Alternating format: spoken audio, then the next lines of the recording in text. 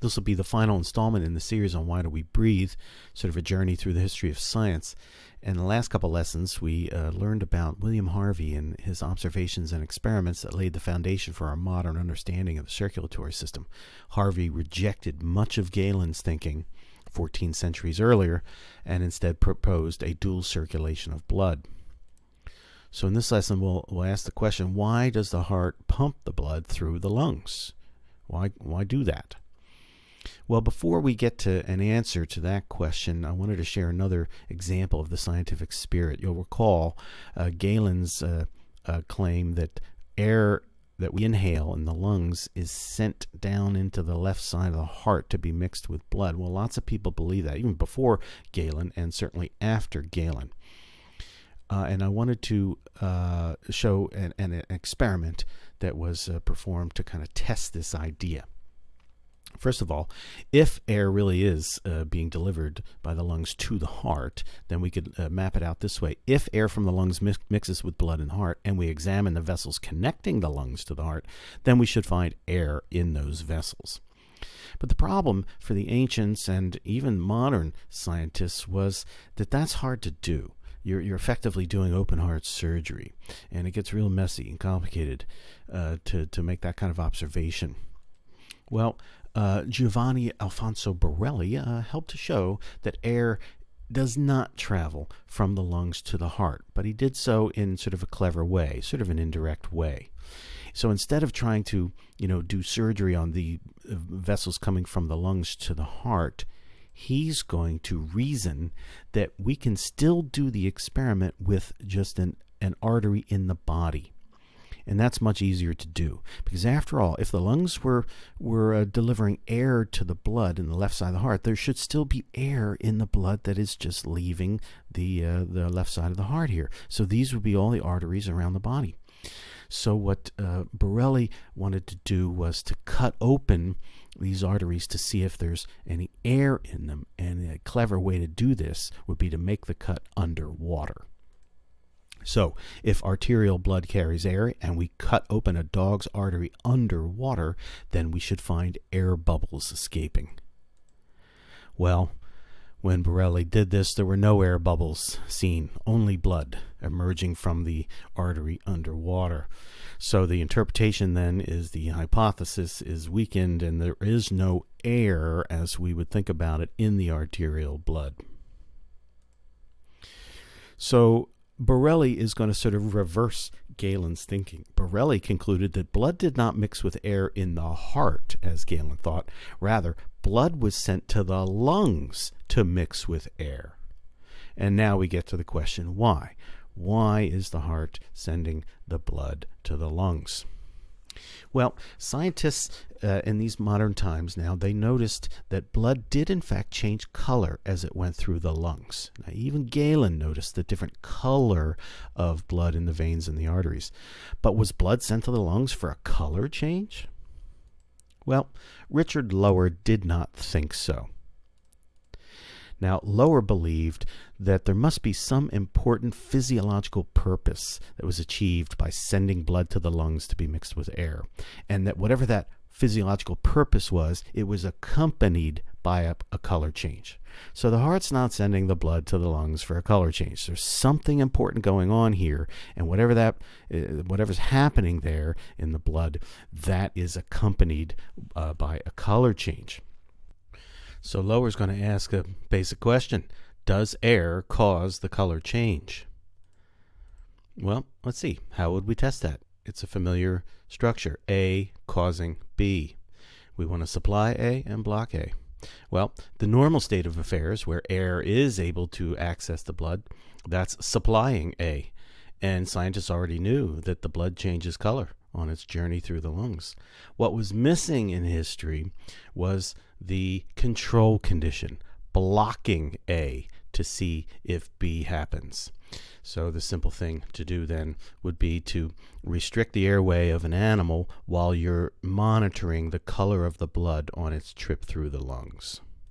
This would be the thinking. If air in the lungs causes blue blood to turn red and we block air from getting to the lungs while observing the color of blood, then the blood should stay blue.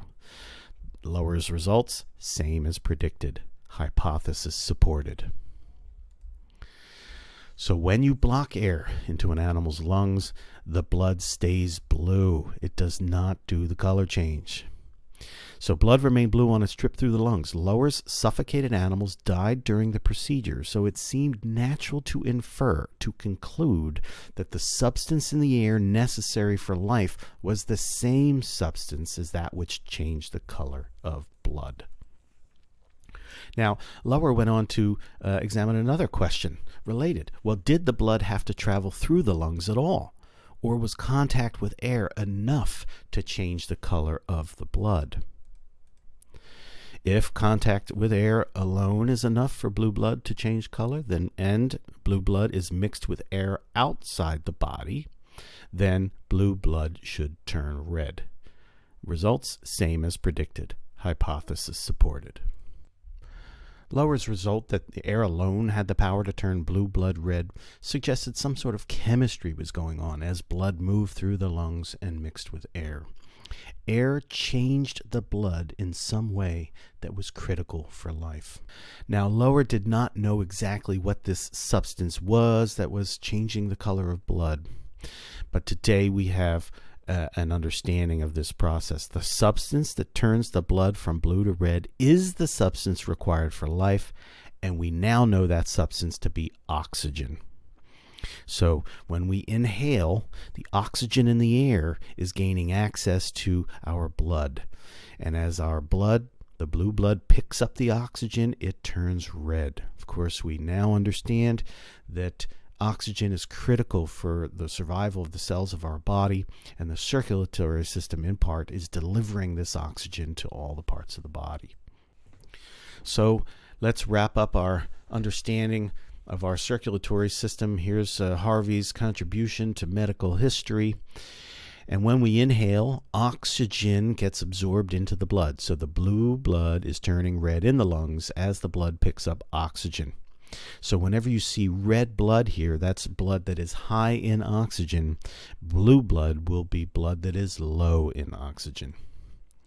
Now, it's red blood cells in our blood that carry the oxygen, that physically carry the oxygen, and they're going to make their way back to the left ventricle. The left ventricle will pump all those red blood cells out to the body, and the arteries branch into capillaries, and it's in the capillaries where the red blood cells will give up their oxygen cargo to deliver that oxygen to all the surrounding body cells.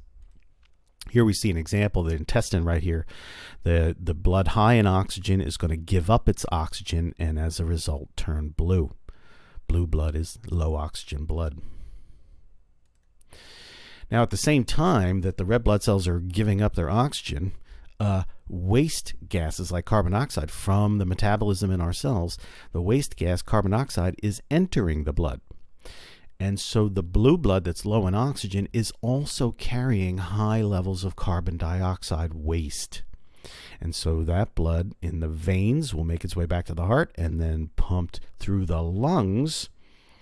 And then that carbon dioxide will be exhaled. So we've arrived at our final answer. The purpose of breathing is going to involve gas exchange in the lungs. Oxygen is being absorbed and carbon dioxide is being released. So we're exchanging gases, and this is critical to maintain the life of all the cells of the body. One final detail here, I have labeled the arteries and veins here, and you'll notice most of the arteries of the body are carrying high oxygen blood, but there is one exception. It's the heart-lung-heart circuit.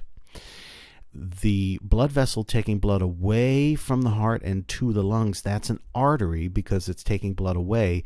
That's the only artery in the body that has low oxygen, so it's blue. And likewise, the blood vessel taking blood back from the lungs to the heart, that blood has high oxygen, but it's a vein. The veins carry blood to the heart. So in general, arteries have blood with high oxygen and veins with low oxygen, but there's one exception, and that's the heart-lung-heart system. So here we are. Why do we breathe? We breathe to exchange oxygen for carbon dioxide. Now, you might say that this answer here is not all that different from what Anaximenes proposed over 2,000 years ago, that breathing maintains life because we take in a life-giving substance. Well, yeah, he was right about that. Oxygen is the life-giving substance, and yes, we also get rid of some waste carbon dioxide.